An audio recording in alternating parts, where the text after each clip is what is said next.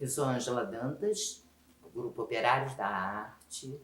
É um grupo que começou em Araruama em 2001.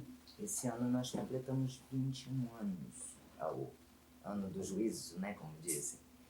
Então, é um grupo que está também agora aqui em Maricá, né? É que eu estou morando em Maricá, então, lógico, o grupo também está aqui. Mas ele deixa lá em Araruama alguns componentes, né? Que mais ou menos há 12 anos atrás, a gente, além do núcleo de teatro, que foi o que começou o grupo, a gente criou um núcleo de cinema. E aí esse núcleo de cinema, além da gente ter feito um curta, né, e ter lançado esse curta, nós também criamos o Cineclube Tijolo. E aí ele está ligado ao Operários da Arte, ao grupo, e quem ficou como curadora e quem cuida do, do tijolo é a Carol Costa e o William Guimarães. São os dois que dão continuidade há 12 anos, sem parar, todo mês eles têm uma sessão, né, que mesmo durante a pandemia não parou, eles fizeram a sessão através da online. E, então a gente é um grupo que está em Maricá agora nesse momento, porém ele tem um braço em Araruama, que foi onde tudo começou.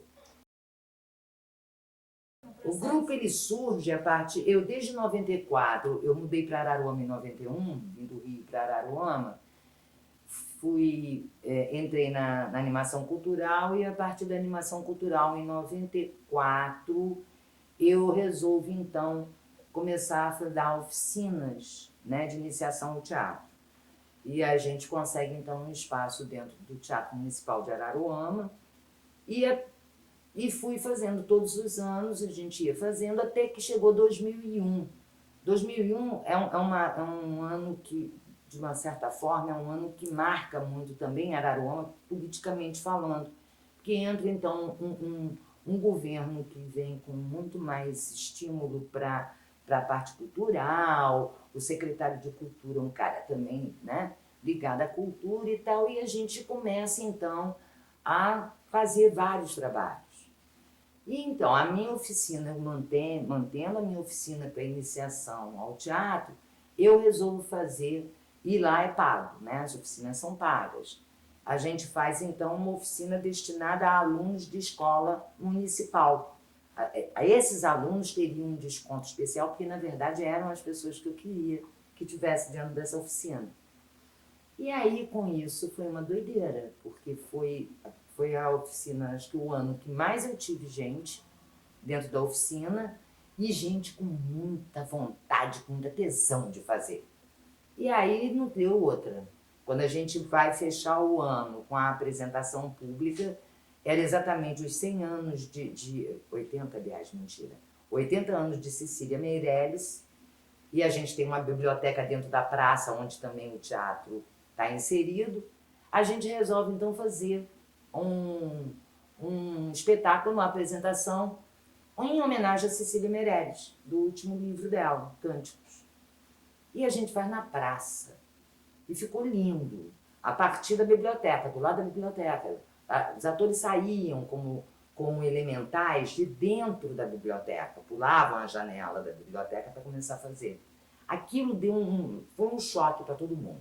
O secretário ficou louco, chorava o tempo inteiro, todo mundo chorava. Ficou lindo, ficou muito bonito, antes da reforma que eles fizeram na praça.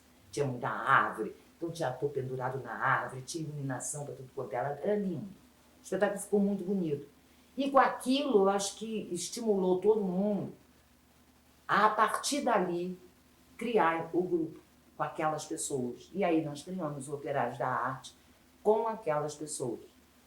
E aí, logo depois, um mês depois, a gente fizemos uma reestrutura, né, uma reestruturação no espetáculo, levamos ele para dentro do teatro, e levamos ele para dentro do teatro, e não ficou só como prova pública, porque depois a gente continuou, né, janeiro veio, a gente entrou em temporada, porque a gente conseguiu lá, anos antes, eu consegui fazer com que, pelo menos os grupos da cidade, pudessem fazer uma temporada, nem que fosse de um mês, naquele teatro municipal. ao invés de fazer só um final de semana.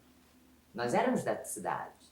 E aí a gente conseguiu isso, fazer temporada e cobrando ingressos baratos, sim, populares, mas a gente podia cobrar ingressos. Então isso foi muito bom. E a partir então de 8 de novembro de 2001 surge o Operários da Arte, está até hoje aí. Legal.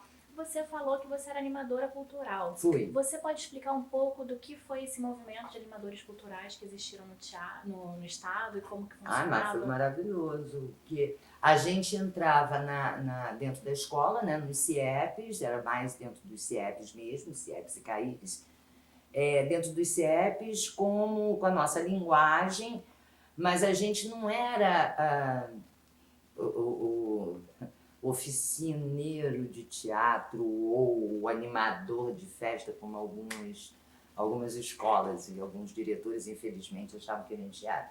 A gente era a intermediação entre a escola e a comunidade. E com isso a gente fazia acontecer. E a gente acabava, por exemplo, na minha linguagem de teatro, mas eu trabalhava tudo. Né? A gente acabava trabalhando tudo, era cultura no sentido geral mesmo. Então foi muito interessante, era muito bom. Você via realmente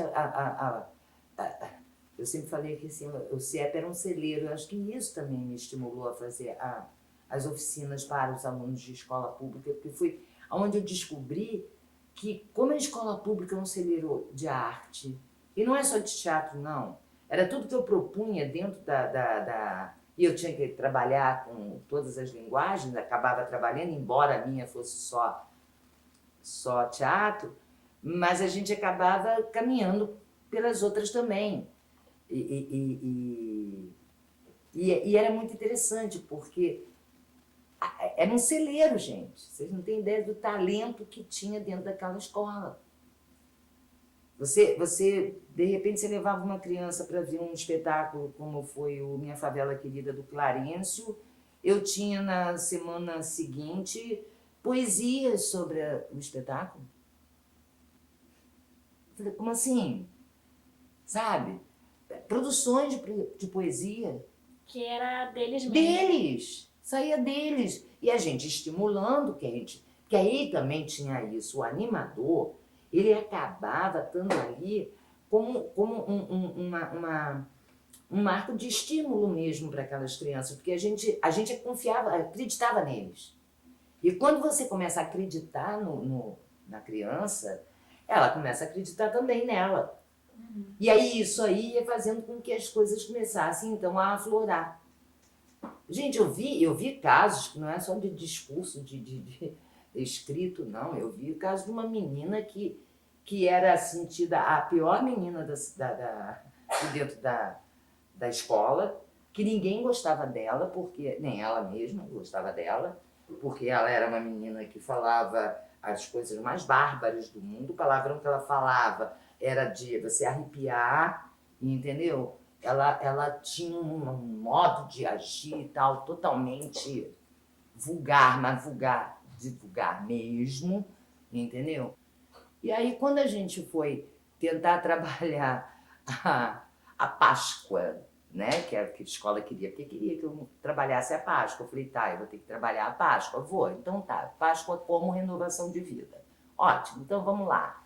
Eu vou fazer um espetáculo de variedades. Que aí eu comecei a perguntar, quem gosta de dançar? E aquele monte de criança que gostava de dançar, cantar e tal. Quem quer fazer teatro? Aí, pimba, ela me levanta a mão. Quando ela levanta a mão, eu olho e falo assim, tá. Dentro de uma coisa de Páscoa, né, de tal, a parte de teatro seria Paixão de Cristo, óbvio, né? Aí eu viro e falo, Patrícia, você vai ser Maria, mãe de Jesus, fulano vai ser não sei o quê. Ela, para, eu? Por que eu? Eu é menina, por que não você? Você é igual a qualquer um, tá? E finge que não estava nem aí. Fechando. No dia da apresentação desta menina, ela entrou na biblioteca, a partir daí ela entrou na biblioteca e quis saber tudo sobre Maria, mãe de Jesus, conhecer a história toda, tá? No dia da apresentação eu estava aí, se você fosse me procurar, eu estava agarrada numa pilastra da quadra do CIEP, aos prantos, porque aquela menina entrando em cena parecia Maria entrando. ali naquela quadra. A concentração dela, a beleza do trabalho dela foi tamanho que a partir daí, essa menina chegou em setembro, ela foi votada pela escola toda como a princesa da primavera. Só para você ter uma ideia. Uma menina que era, em março, rejeitada por todo mundo. Isso só porque ela fez um personagem de teatro. Então, ali eu vi aplicado todo aquele discurso que a gente fala, o teatro muda, o teatro cria autoestima, né? Que a gente vê lindo e belo escrito. Eu vi na prática. E é uma realidade. É uma realidade. De animação cultural era tudo, era uma salvação ali dentro. Eu vou falar isso com toda sinceridade, era uma salvação. Era uma loucura pra gente, porque era um desgaste absurdo. Porque a gente também conhecia histórias ali dentro que eram difíceis de carregar. Mas a gente fez muita diferença dentro da escola, sempre.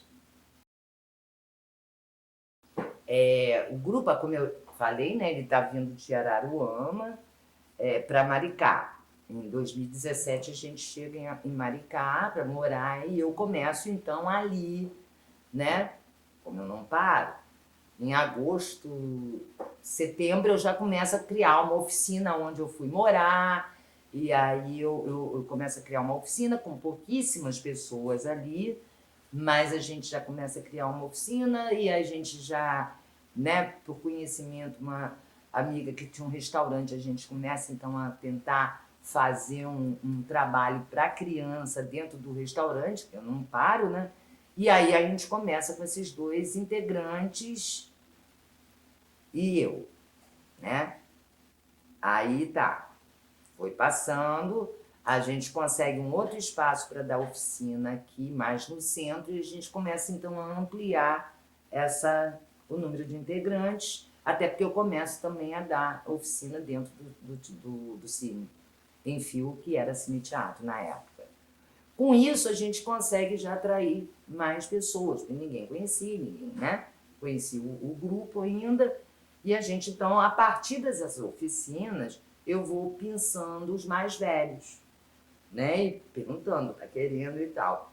O grupo mesmo está com 6 integrantes, sendo que, assim, metade lá, metade aqui, né? A gente ainda tem integrante em Rio das Ostras, né? Tem essa loucura.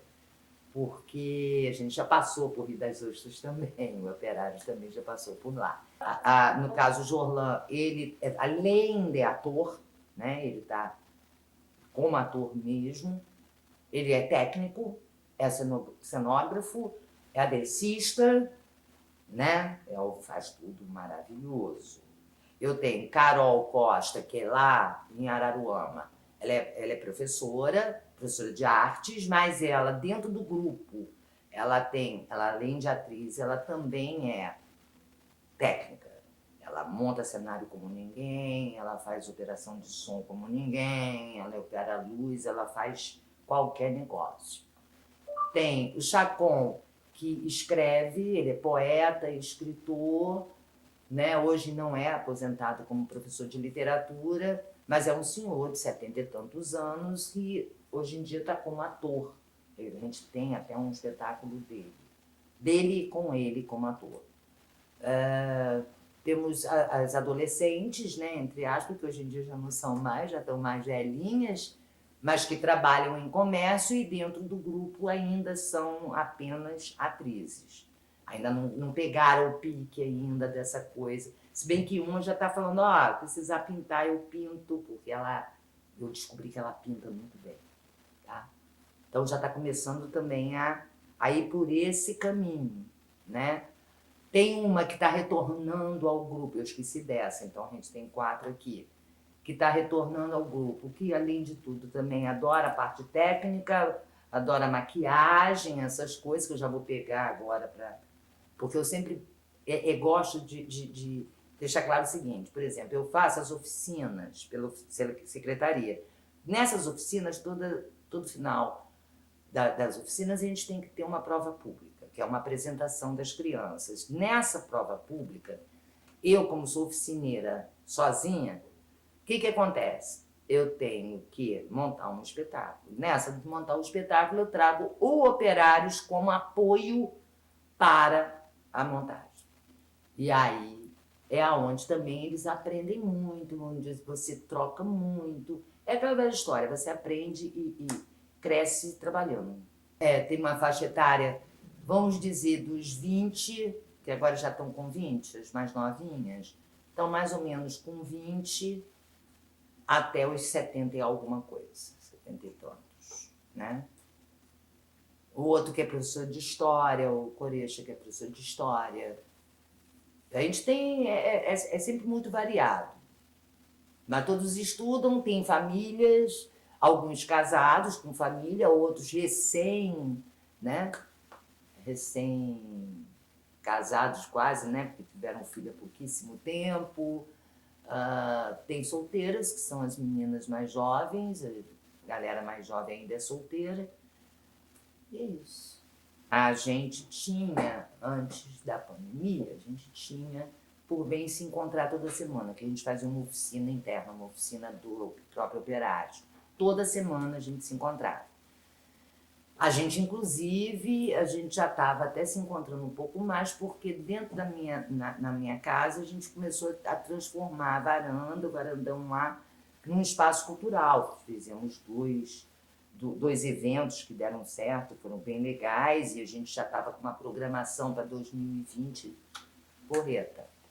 Veio a pandemia, a gente deu aquela brecada, a gente tentou continuar ensaiando por online, achei horrível, não gostei da experiência, então a gente deu uma parada, passou essa fase e agora a gente tem tentado se encontrar muito mais na hora que a gente precisa ensaiar um espetáculo, que a gente vai fazer um espetáculo agora, né?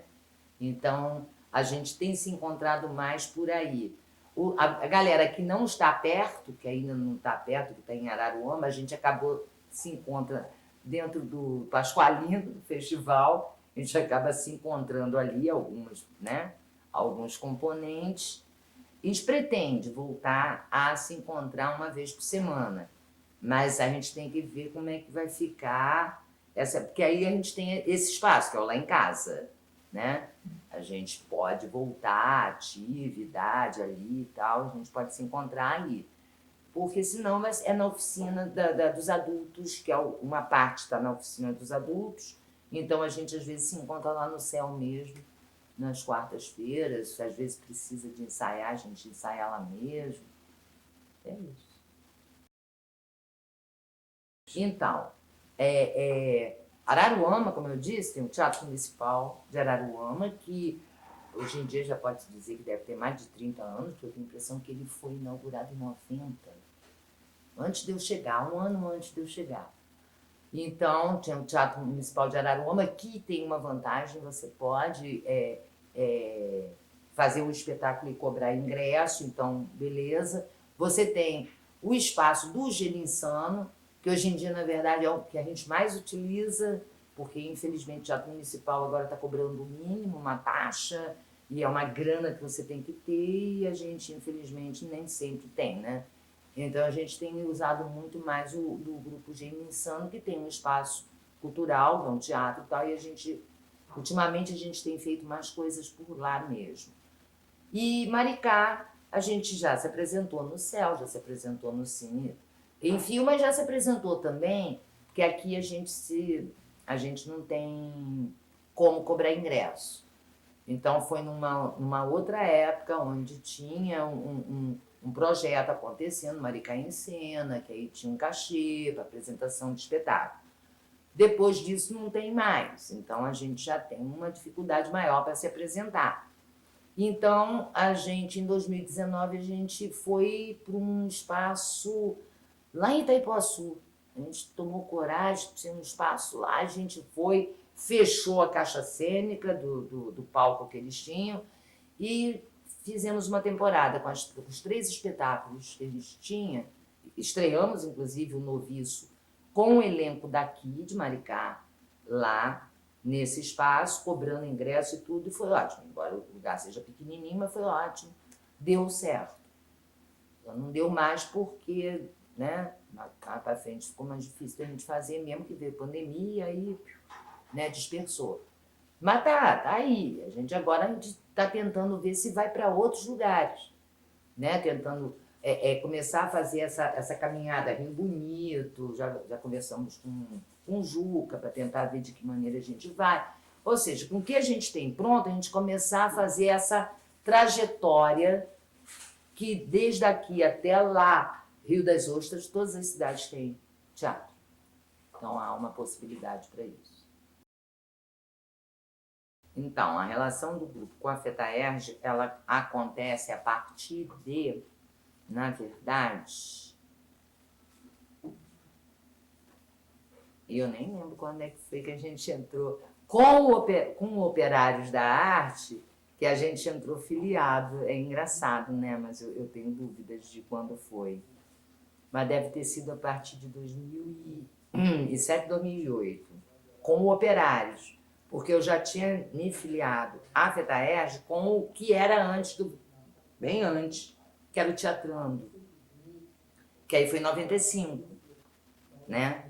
Porque eu já conhecia a FETAERJ desde a época que começou, logo depois de ser fundada, que Almério Belém era meu amigo, aquela coisa toda, e estavam sempre tendo reuniões, e era sempre, eu estava metida nessas reuniões, era muito engraçado, não tinha nada a ver com o grupo, mas eu gostava de ir, porque era uma galera amiga, Faturi, Almério, aquele povo que eu conhecia, então eu estava sempre metida ali.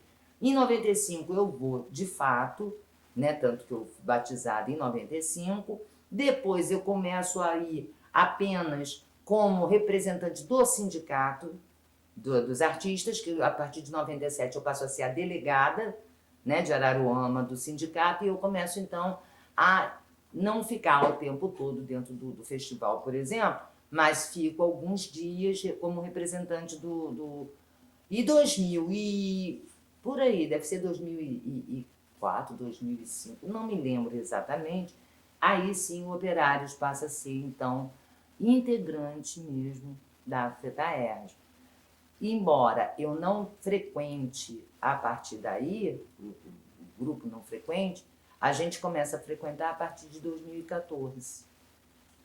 Aí sim, tem sempre, a partir de 2014 até os dias de hoje, a gente sempre tem os 2 representantes do grupo dentro do festival, e aí apresentamos, né, espetáculos dentro do festival.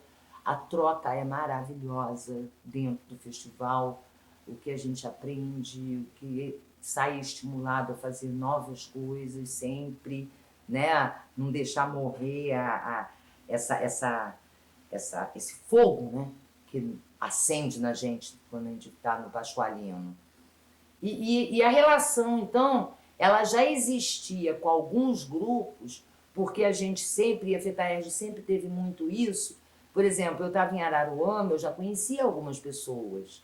Então, o que acontecia? Ai, Ângela, eu estou querendo vir para o Teatro de Araruama, como é que eu faço? Aí eu estava em Araruama, eu já agitava todas as coisas, fazia a produção de frente para que esse grupo fosse, né? E chegasse lá, já tivesse hospedagem, alimentação, aquelas coisas todas. Então, há mais tempo, né, do que o Operário está dentro da FETAERJ, a Ângela, ela já está, né, na FETAERJ, servindo de ponte para que os grupos possam também estar por lá, né? Então, essa relação com a FETAERJ é uma relação antiga, né? Um casamento antigo, digamos assim, né? E eu vejo o quanto ela é importante nesse cenário cultural, principalmente do interior. E eu sou uma pessoa oriunda da cidade grande. Então, quando eu cheguei no interior, eu vi o baque, né? Que é você chegar no interior e não ter nada, né? E a possibilidade que te dá a FETAERJ, quando você começa a perceber que fala assim, gente, mas eu tenho a FETAERJ que eu posso trazer para perto de mim e começar a acontecer as coisas, E aí começa a acontecer isso. Quando eu começo realmente a me enfronhar mais, porque até então eu não tinha tanta relação, era só ia às reuniõezinhas, porque era amiga de Almério ou de fulano, mas não vivenciava a FETAERJ. Então, quando eu começo realmente a vivenciar a FETAERJ, aí você percebe que você não está sozinha. Você está no interior, o interior não tem muita coisa, aparentemente parece que você está sozinha, mas não. Chame a FETAERJ e você não estará sozinha. Você tem todo aquilo que você precisa ali, na FETAERJ. Você tem os técnicos, os iluminadores, os artistas, os cenógrafos, os diretores, os amigos, a família. Você tem tudo. Essa para mim é a FETAERJ. Bacana, você falou algumas coisas relacionadas ao Festival da FETAERJ, que seria o Prêmio Pasqualino, que é atualmente o maior festival que a FETAERJ tem.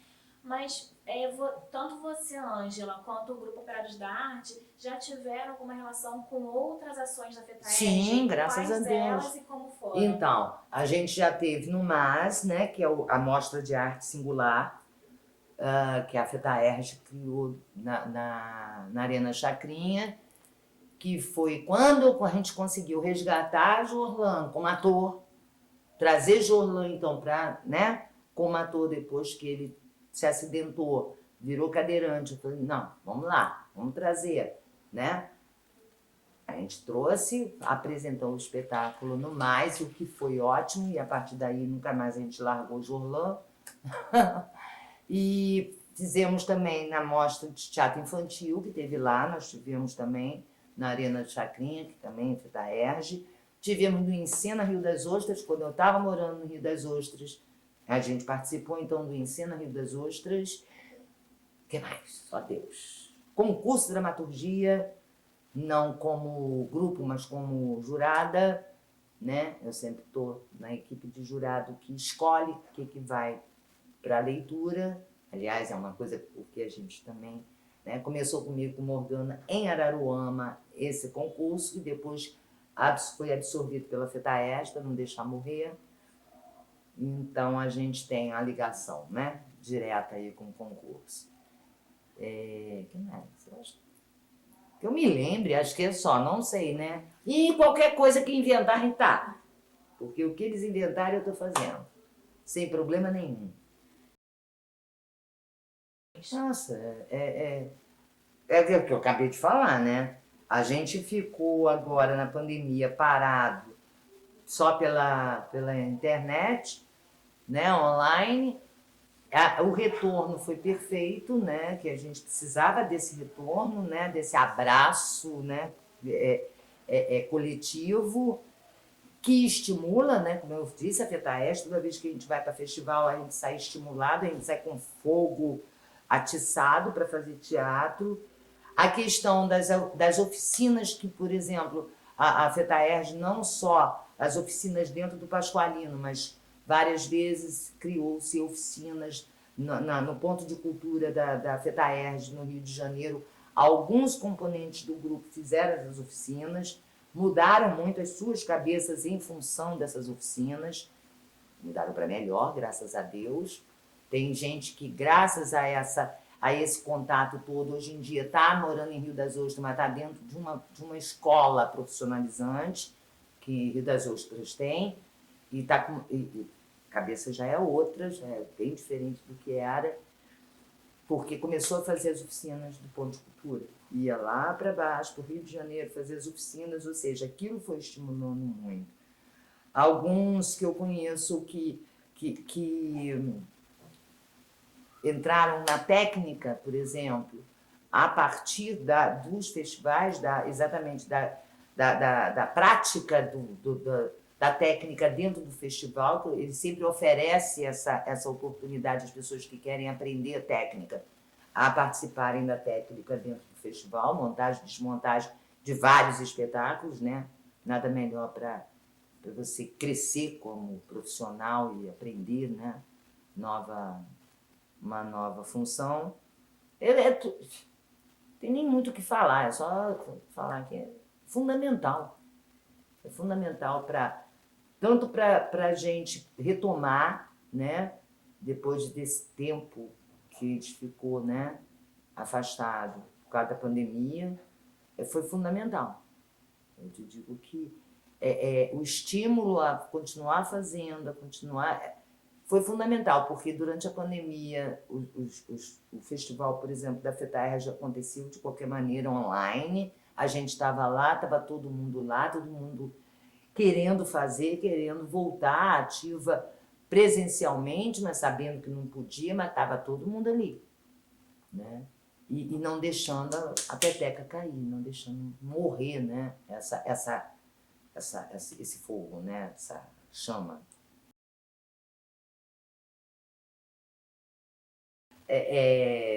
Afastamento teve durante a pandemia, né? Por várias razões, né?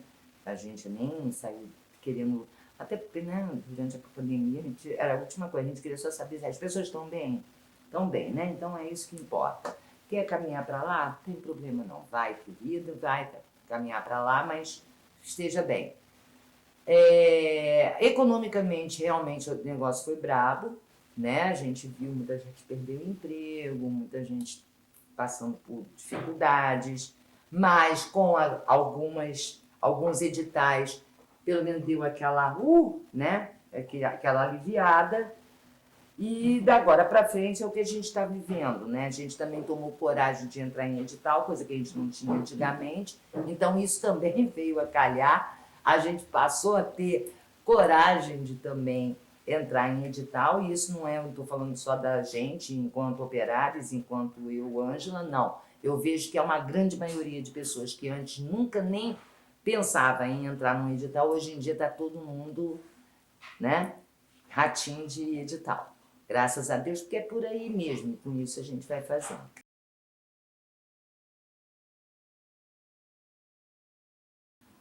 Fundamental no retorno, né, pós-pandemia mesmo, o confinamento e tudo, eu acho que foi fundamental, foram as leis que foram criadas, a Lei Aldir Blanc, né, as leis não, a Lei Aldir Blanc, que até agora a outra está aí, mas, né, não está ao mesmo tempo, que ela veio a estimular a gente a, né, dar aquela, né, o oxigênio necessário, né, digamos assim.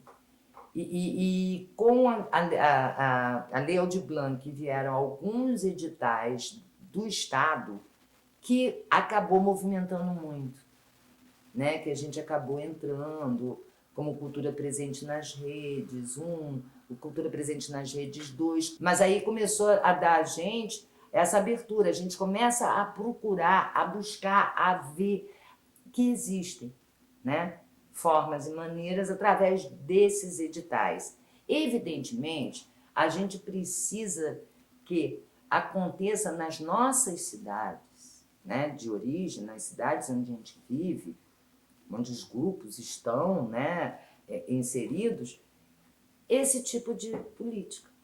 A política do incentivo, do fomento, que vem através de o que a gente chama de CPF cultural, que é o Sistema Municipal de Cultura.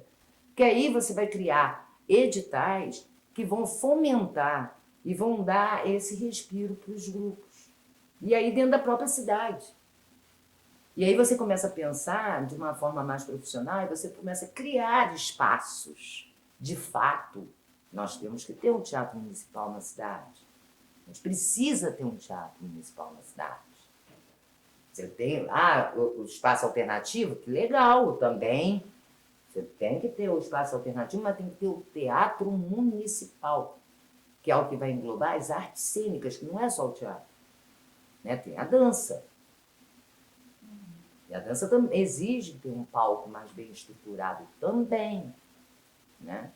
Como o teatro, a dança.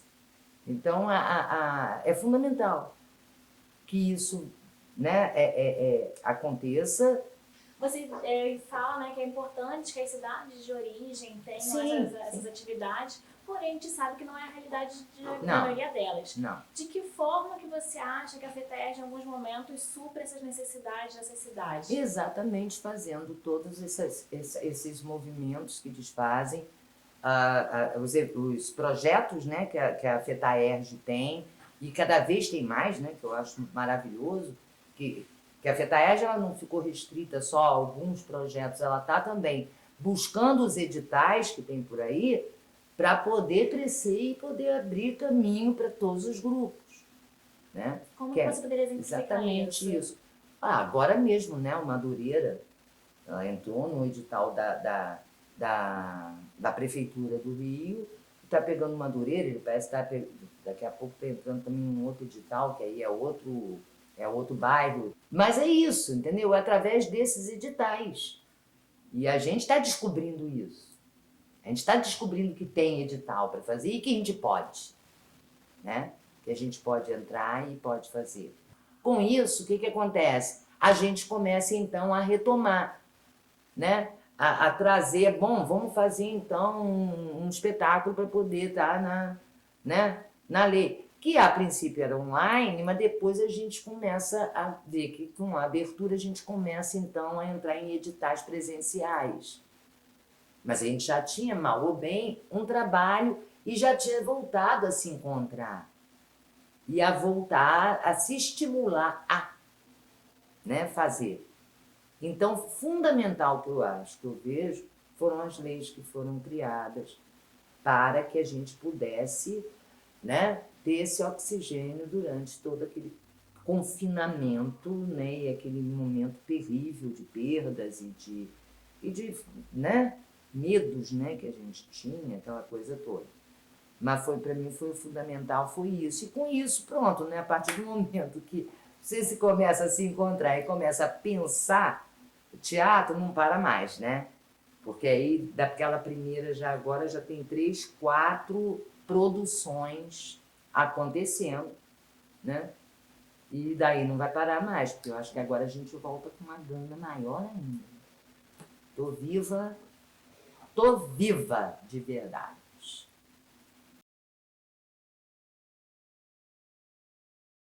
Eu agradeço muito você ter lembrado da gente, né? O Operário está aí, 21 anos, a gente espera traçar uma caminhada agora para frente, cada vez mais unidos, né? Eu acho que também isso a pandemia fez, a gente ficou distante, mas agora a gente está querendo ficar mais perto, mais junto, e é o que a gente está se preparando para isso. A gente vai começar a tentar, a partir de novembro, comemorar esses 21 anos, né? A gente vai comemorando até os 22. A ideia é essa, comemorar os 21 até os 22. E é isso.